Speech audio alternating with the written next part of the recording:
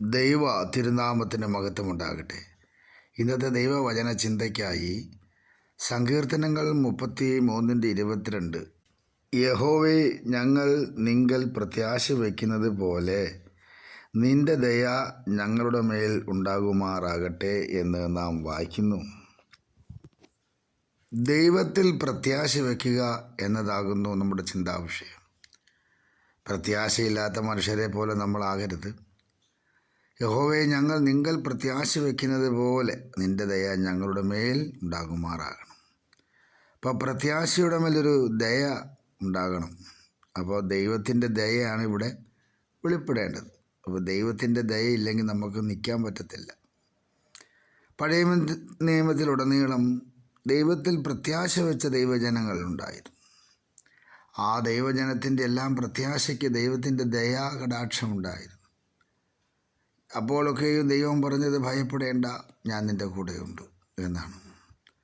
ഭ്രമിച്ച് നോക്കേണ്ട എന്നാണ് കർത്താവ് പറഞ്ഞത്.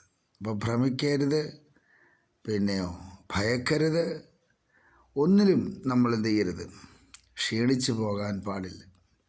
സ്വർഗത്തിലെ ദൈവം നമുക്ക് വേണ്ടി അത്ഭുതങ്ങളെ ചെയ്യുന്ന ദൈവമാണ്. ഇന്നും ആ കർത്താവിൻ്റെ അത്ഭുത പ്രവൃത്തിക്ക് തടസ്സങ്ങളൊന്നും തന്നെയില്ല. എന്തെങ്കിലും തടസ്സം ഉണ്ടെങ്കിൽ അത് നമ്മളുടെ ജീവിതത്തിലെ കുറവ് കൊണ്ടുണ്ടാകുന്ന തടസ്സങ്ങളാണ്. കാരണം ഇസ്രായേൽ മക്കൾ വർഷങ്ങളെടുത്തപ്പോൾ വർഷങ്ങളുടെ പഴക്കത്തിൽ അവർ ദൈവത്തെ പഴിക്കുകയും ദുഷിക്കുകയും പിറുപിറുക്കുകയും ആവലാതി പറയുകയും ചെയ്തു. എന്നാൽ പ്രത്യാശയോടെ നടന്ന കുറച്ച് പേരേ ഉള്ളൂ. ആ പ്രത്യാശ എന്തെന്ന് ചോദിച്ചാൽ, കനാൻ ദേശം അവർക്ക് ദൈവം ഒരുക്കിയിരിക്കുകയാണ്. പക്ഷേ അവിടെ പാർക്കുന്ന മല്ലന്മാർ, അവരെ നോക്കിയാൽ നമുക്കവിടെ ചെല്ലാൻ കഴിയത്തില്ല, അവിടോട്ട് കയറാനും തോന്നത്തില്ല, മുട്ടടിക്കും. പക്ഷേ പ്രത്യാശ വെച്ച 2 ഗോത്രങ്ങൾ ആ പ്രത്യാശയിൽ ദൈവത്തെ മഹത്വപ്പെടുത്തിയപ്പോൾ അവരോട് ദൈവം ദയ കാണിച്ചു. അങ്ങനെ അവർ ആ ദേശത്ത് ചെന്ന് ദൈവത്തെ മഹത്വപ്പെടുത്തുവാൻ തക്കവണ്ണം ഇടയായി തീർന്നു. ഇതുപോലെ ദൈവസന്നിധിയിൽ നാമും എത്രയോ ജനങ്ങൾ പ്രത്യാശ നഷ്ടപ്പെട്ടവരായിട്ടാണ് ജീവിക്കുന്നത്. ഒരു പ്രത്യാശയും അവർക്കില്ല. അവരുടെ ജീവിതത്തിൽ എന്നും ദുഃഖം തളം കെട്ടി നിൽക്കുന്നു, വേദന തളം കെട്ടി നിൽക്കുന്നു. ചിലരോട് സംസാരിക്കുമ്പോൾ തന്നെ അവർ പറയുന്നത് ഓരോ കാര്യങ്ങളാണ്. ബ്രദറെ, കടങ്ങളുണ്ട്, കടബാധ്യതകളാണ്, എങ്ങനെ രക്ഷപ്പെടും, എന്ത് ചെയ്യണമെന്നറിയത്തില്ല, പ്രാർത്ഥിച്ചു മടുത്തുപോയി, ഇനി എന്തോ ചെയ്യേണ്ടതെന്ന് അറിയത്തില്ല എന്നൊക്കെ കേൾക്കാം. പക്ഷേ അങ്ങനെ ഒരു കേൾവിയല്ല നമ്മൾ കേൾക്കേണ്ടത്.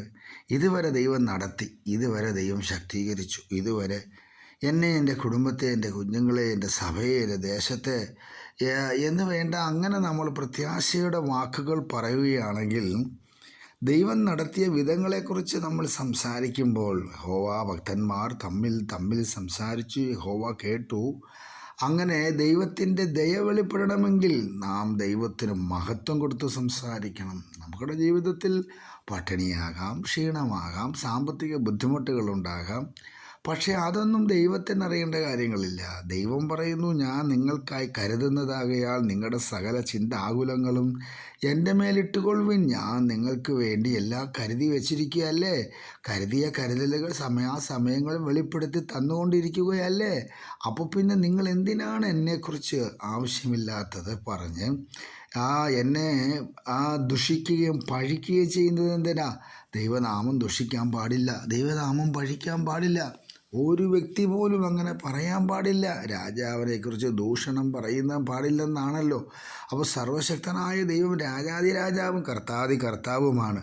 ആ ദൈവത്തെക്കുറിച്ച് ഒരിക്കലും ആരും എന്ത് ചെയ്യാൻ പാടില്ല, ഒരു അനാവശ്യ വാക്കുകൾ ഉച്ചരിക്കാൻ പാടില്ല, വായിൽ നിന്നും ദൂഷണം വരാൻ പാടില്ല.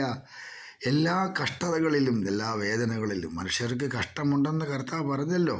ഈ ലോകത്തിൽ നിങ്ങൾക്ക് കഷ്ടമുണ്ട്, ഞാൻ ലോകത്തെ ജയിച്ചിരിക്കുന്നു. അപ്പോൾ കർത്താവ് ജയാളിയാണ്. അപ്പോൾ ജയാളിയായ ദൈവം കൂടെ ഉള്ളിടത്തോളം കാലം നമുക്ക് തോൽവിയില്ല എന്ന് മനസ്സിലാക്കി തരുന്നതല്ലേ ആ ദൂത്. അപ്പോൾ ജയമുണ്ട്, എപ്പോഴും ജയമുണ്ടെന്ന് പാടുക മാത്രമല്ല പറയേണ്ടത്, ജയമുണ്ടെന്ന് തന്നെ ഉറപ്പാക്കി പ്രത്യാശ വെച്ച് ദൈവത്തിന് മഹത്വം കൊടുക്കുക.